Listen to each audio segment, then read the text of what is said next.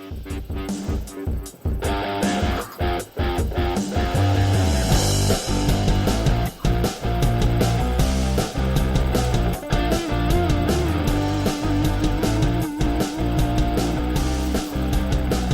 back in. Early session of Inside the Numbers. Mike Bernard from OTM Sports with us out in Las Vegas. Mike, how are we doing this morning? I'm well, Coach. Good morning. We've got, after this weekend, we've got some bowl games. And we'll need to break those down in several different shows because we got to determine which ones are relegation bowls and which ones matter. And fewer bowl games matter these days. Yeah, and with the number of bowls that you have now, I mean, we would have to work 24 hours a day to break down every single bowl because we've got 82 teams going in. Yeah, and and usually once we get into November, I'm like, I am so tired of trying to just look at this team or that team that have maybe quit or they're just a poor team. And now I have to watch those teams and study them again in bowls. They don't have any business playing in one, but hey, it's all about the Benji. Oh, can you imagine that in college football, worrying about money? I can't believe that. Hey, speaking of money, before we get going here, I want to give a little shout out to one of my former players. Let me see if I can get that on the screen. Let me straighten this out. I've got to get this here to show my. There we go. There it is, Dothan Driving Range. One of my former players, Nick Powell, owner-operator of the Dothan Driving Range down in Dothan, Alabama. He sent me a lot of neat stuff, and that towel was one of them. Mike, have you ever played with a magnetic towel before? No. What does it do? It's stick to metal. Yeah, it's got this little magnet on it. So, a lot of times when you put your clubs down next to the green or what have you, your towel will fall off when you pick your clubs up and you're disgusted because you just three-putted, so you're not paying attention until you get to the next green. Well, this little magnet sticks to your clubs. Okay. Yeah. I'd still lose it somehow, but that's a nice invention. We need to you need to send that information to the guys at PSI because they have a river house down there by Dothan. Okay. Yeah. Well, but again, thank you, Nick, for all the neat stuff. Thank you for the new irons and everything that's going to bring my handicap down. And who knows? I may be on the senior tour this time next year. I may not be doing. If you keep making hole-in-ones, they might not have a choice. Well, I thank you for mentioning that. I have not brought that up, but yes, after 50 years of playing golf, I finally got a hole-in-one just a few weeks ago. That was a lot of fun, and so that's great. Yeah, it is, and but at the same time, it's sort of like being a descendant of Bruce the Great. Really doesn't do anything for you.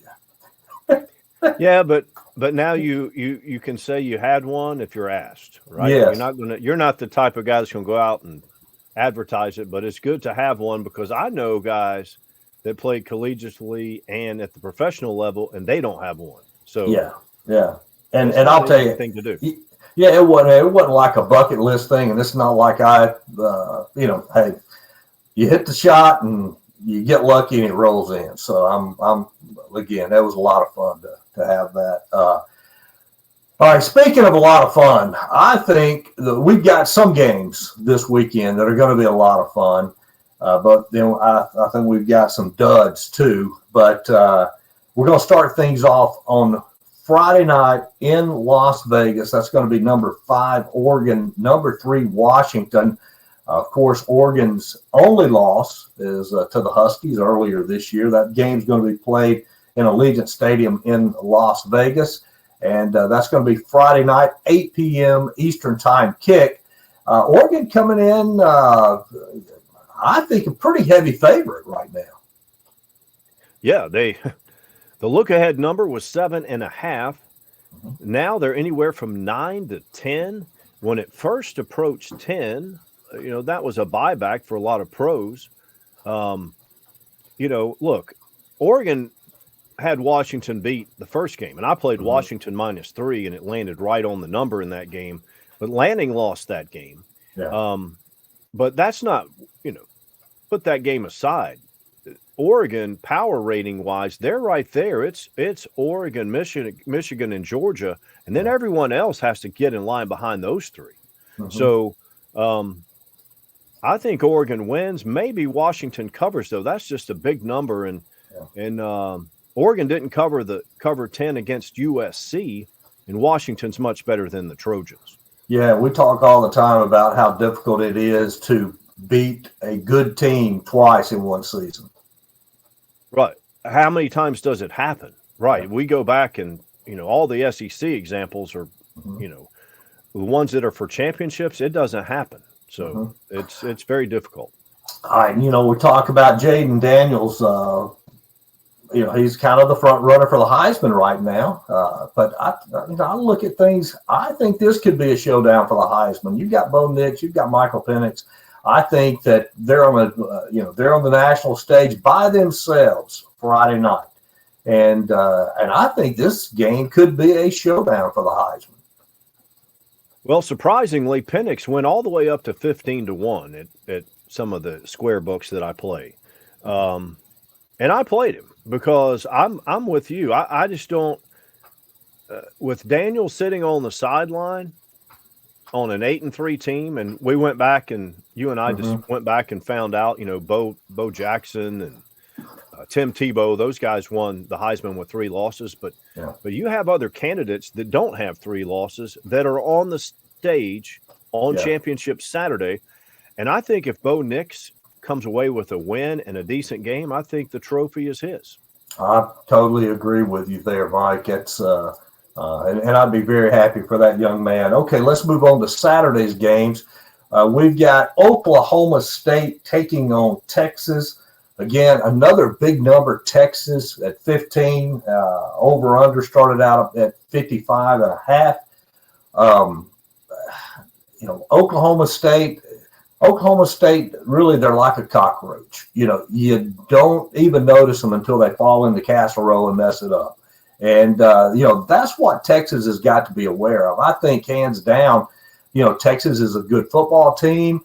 The one thing that you look at Georgia, you look at Alabama, even Oregon and Washington this year, they've gotten better as the year's gone on. Yeah, have they had a couple of hiccups here and not played as well as they could have? Yes.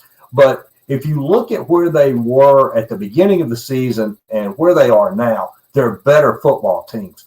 And I know Texas has suffered injuries with yours and things like that, but I don't necessarily look at Texas and say, wow, this team has gotten a lot better from when they beat Alabama in Tuscaloosa. Well, it certainly they look like a world beater when they beat Alabama, and it was no fluke, and it wasn't tip passes and fortuitous bounces of the football. They beat Alabama soundly, and I'm with you. I don't think they regressed as much as some in the media. I think they're still on a neutral field better than Alabama. They wouldn't be favored. They would be a small underdog. But here's the thing with this game. Okay, it opened 11, and now it's anywhere from Texas -14 to -15.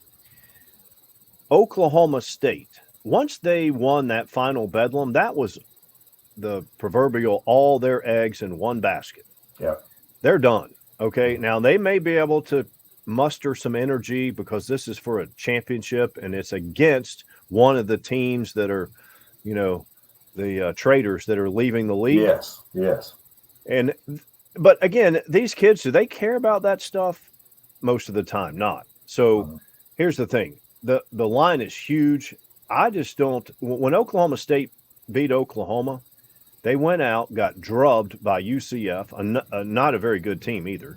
And then before that, to show their weaknesses, South Alabama went into Stillwater and won 33-7.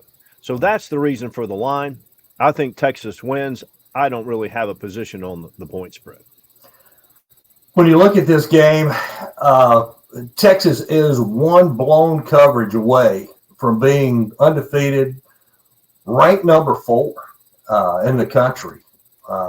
You would like to think, well, if Texas wins, they're in. But do the Longhorns, do they have to have a Florida State loss to get in? Okay, well, are we talking about woulda, shoulda, coulda? Or because I've always read, and I'll think I'll be able to figure out what the committee is going to do after the results. Yeah. But do I think Florida look, I have this for the notes for the ACC game. We have Florida State ranked outside the top 10. In fact, if we had next year's format this year based off our metrics, Florida State might not even get in a 12 team. So I would say no, because they have Florida State at 4 right after Tuesday night. Yes. Look, I think if Texas goes out, they just beat Texas Tech 57-7. Okay. And Florida State's a 2.5-point favorite. So maybe some people do because the precedent is they've never left out an undefeated Power 5 team. So maybe they do. I don't think they should have to have a loss for Florida State. We're going to move on to SEC now. And again, this is, you look at the Pac-12 game between Oregon and Washington. I think the winner of that's in, no matter what. The winner of the Pac-12 of that game, they're in.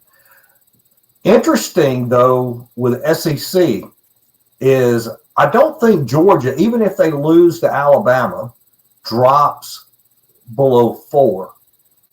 And then you've got a one-loss SEC champ in Alabama. Okay, now, again, we'll play along here.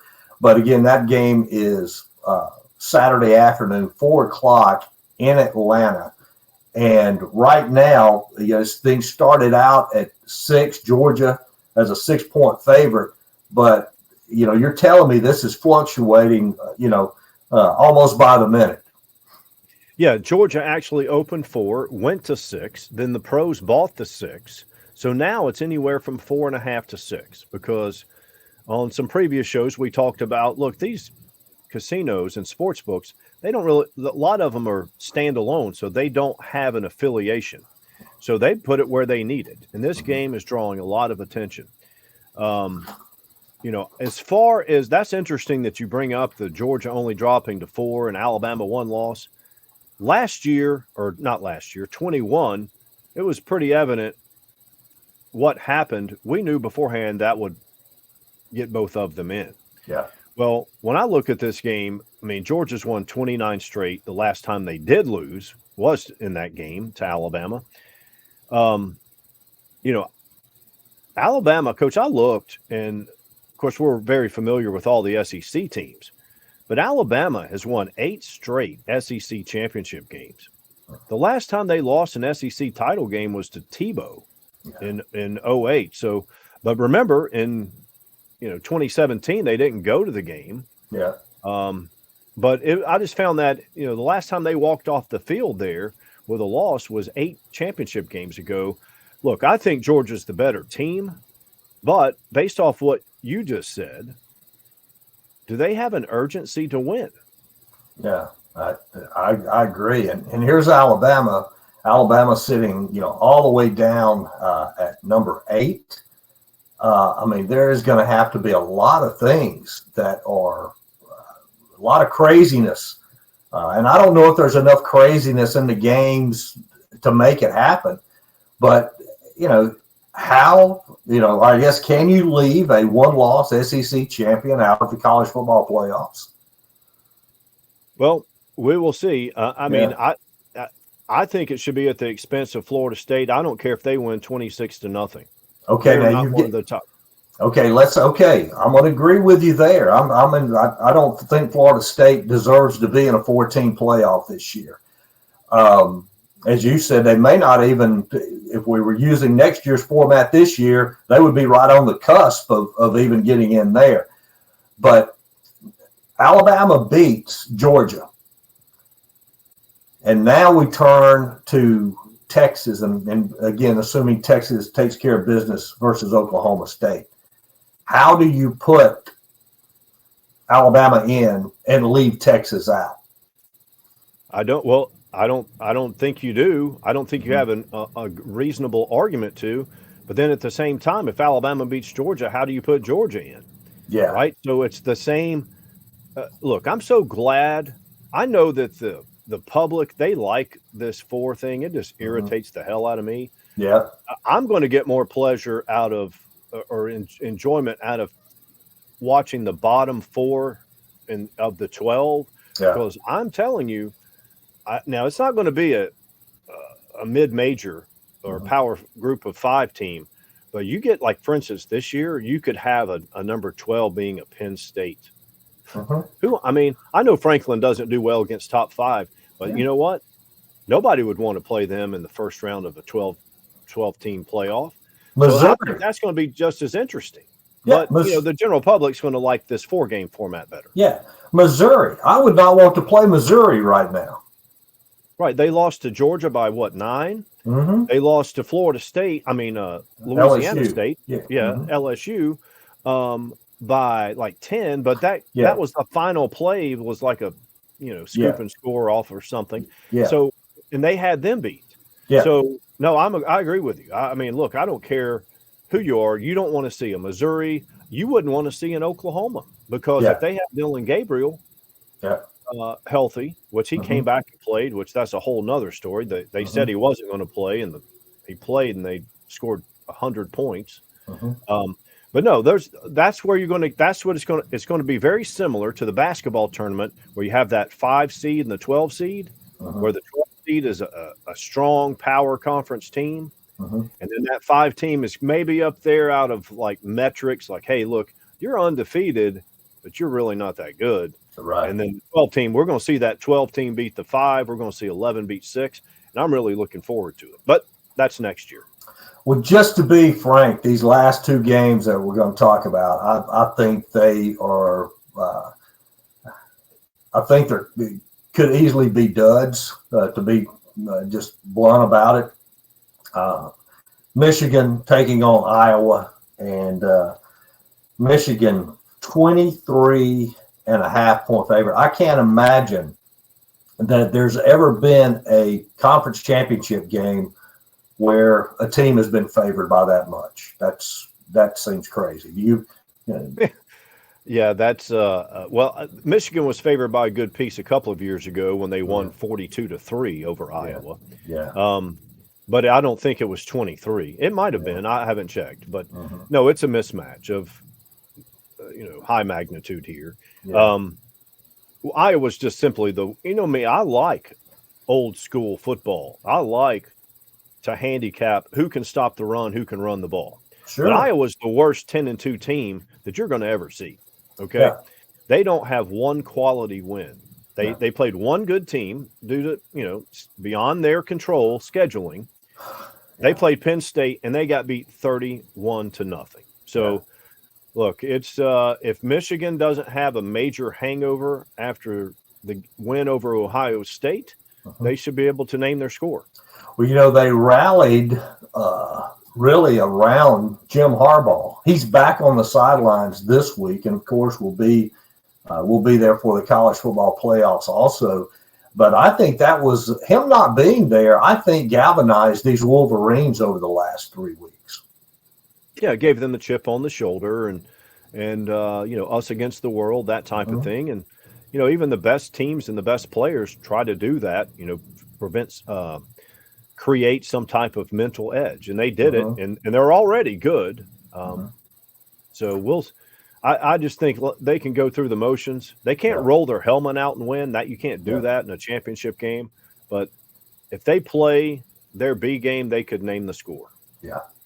Okay. Last game we're going to talk about is ACC, and it is just really hard, not just this year, but in past years, to really get excited about the ACC championship. And this year you have Louisville, you have Florida State. Of course, Florida State, they win. would they drop them out of the number 4 spot? I don't know. But they're only a 2.5-point favorite versus Jeff Brom and Louisville. And I think that and when I say they, I think that Louisville has done a great job under Jeff Brom. And it's not going to surprise me to see Louisville win this game because, we talk about it all the time. Can you handle the pressure of November? And we're still in November. So we're going to see if the Seminoles can handle that pressure. But again, I'd say, again, from my standpoint, this is the Michigan-Iowa game and this game are the 2 least entertaining. Now, in your world, this may be a great game. I'm not sure. Well, no. Neither one of them are really, not at this point. I mean, we'll probably have a decent position on one of these games by Saturday. But look, Florida State's 2.5-point favorite. They're playing Louisville. Louisville's coming off that loss to Kentucky, which hurts Florida State because Louisville now they've lost their luster in the eyes of the committee. Now, that Louisville-Kentucky football game is a much bigger rivalry than most college football fans realize. It's not national like Ohio State and, Michigan and Alabama, Auburn, but it matters. Okay. Yes. Now, I don't know how much that's going to take out of them, but my personal thought, again, trying to find, this is not a relegation role because they're playing for a championship. So I think they're going to be ready. In Florida State, we already spoke of them. They're unbeaten, but they're without their best player. Jordan Travis is gone. He's not coming back.